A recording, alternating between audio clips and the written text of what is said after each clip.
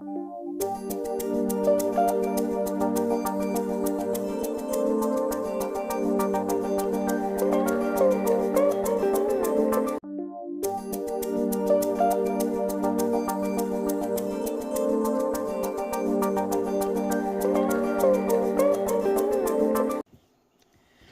here we are back inside the world's worst movie theater as we're coming down to the home stretch here of my top 30 worst movies of all time. We come to number 7 on the list, and let me tell you something.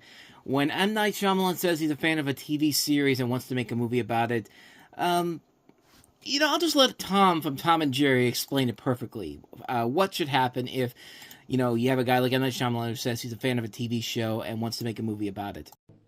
Don't you believe it? Thank you for that. That's how we got number 7 on my list of the worst movies I have ever seen. 2010's infamous The Last Airbender. In the film, the world is divided into 4 kingdoms, each represented by the elements that they harness, and peace has lasted through the realms of water, air, earth, and fire, under the supervision of the Avatar, linked to the spirit world and the only being capable of mastering the uses of all 4 elements. When young Avatar Aang disappears, the Fire Nation launches an attack to eradicate all members of the Air Nomads to prevent interference in the future plans for world domination. 100 years pass, and current Fire Lord Ozai continues to conquer and imprison anyone with elemental bending abilities in the Earth and Water Kingdoms, while siblings Katara and Sokka from a southern water tribe find a mysterious boy trapped beneath the ice outside their village. Upon rescuing him, he's revealed himself to be Aang, Avatar and the last of the Air Nomads. Trying to protect the Avatar, Katara and Sokka journey with him to the Northern Water Kingdom in his quest to master waterbending and eventually fulfill his destiny of once again restoring peace to the world. But as they inch nearer to the goal, the group must evade Prince Zuko, the exiled son of Lord Ozai, Commander Zhao, the Fire Nation's military leader, and the tyrannical onslaught of the evil Fire Lord himself.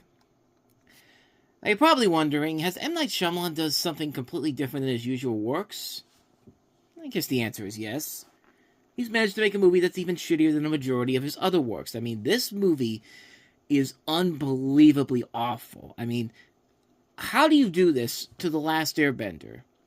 The characters in this movie are so badly acted. The acting in particular is awful, especially on the young actors.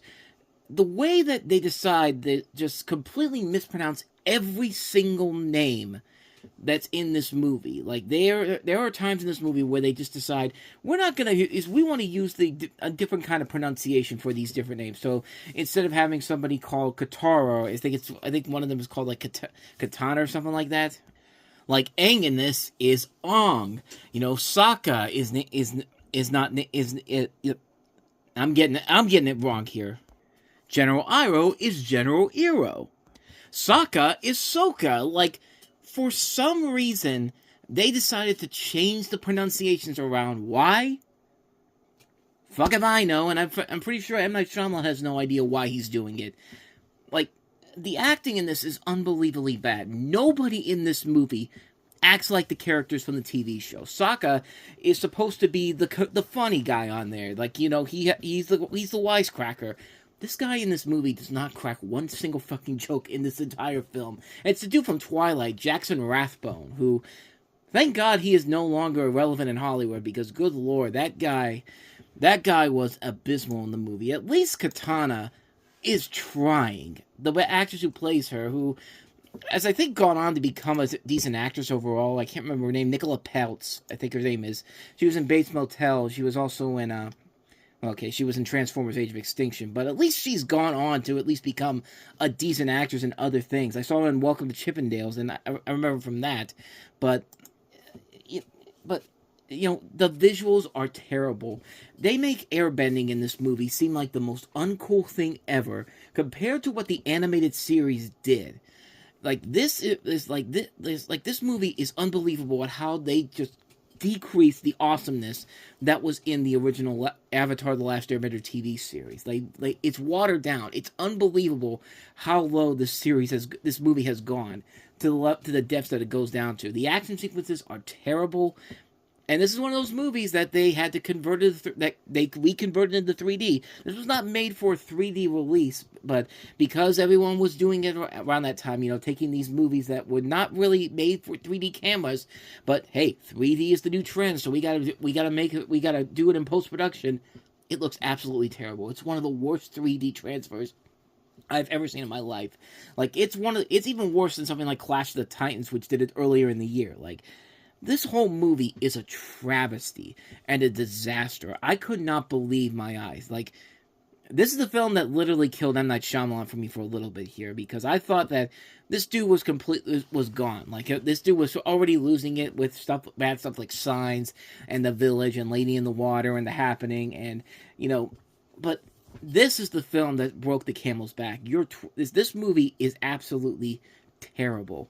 This is a movie that was made by somebody who wants to claim that he's a fan of the series, but I really do strongly believe that this motherfucker was so mad at Avatar: The Last Airbender for doing a better story that he could ever do, that when he agreed to this, he did this to purposely sabotage this series in general and make it the most abysmal thing ever. You cannot convince me that this guy had a second agenda behind this movie. Like, it's amazing how low this guy went down. I mean, it's amazing he even had the comeback that he did, starting with The Visit, and then Split, and then Glass, and then stuff like Old, and Knock at the Cabin, and Trap. Like, yeah, he's back, but there was a good maybe 13 years where that high praise he got with stuff like The Sixth Sense and Unbreakable just slowly but surely came tumbling down, and it was all because, and this was the bottom of the barrel for him. This is the worst thing that this dude has ever been involved in as a director, and but hey, some good news for him. There was a live action reboot made on Netflix of Avatar: The Last Airbender, and you know what? Somehow they made that even worse. I don't know how you did it, but there's literally parts of that show that are so bad that it makes the M. Night Shyamalan movie look better by comparison. Like, maybe the lesson here is that maybe you should not adapt The Last Airbender to live action ever again. Maybe you should just accept the fact that it worked because it was a great animated show made by people who really cared about what they were doing, and we're just trying to just make a quick buck off of it because it's a popular brand, but. No, this movie is abysmally bad. This is a film that still holds up as how bad it really is. This is a terrible film.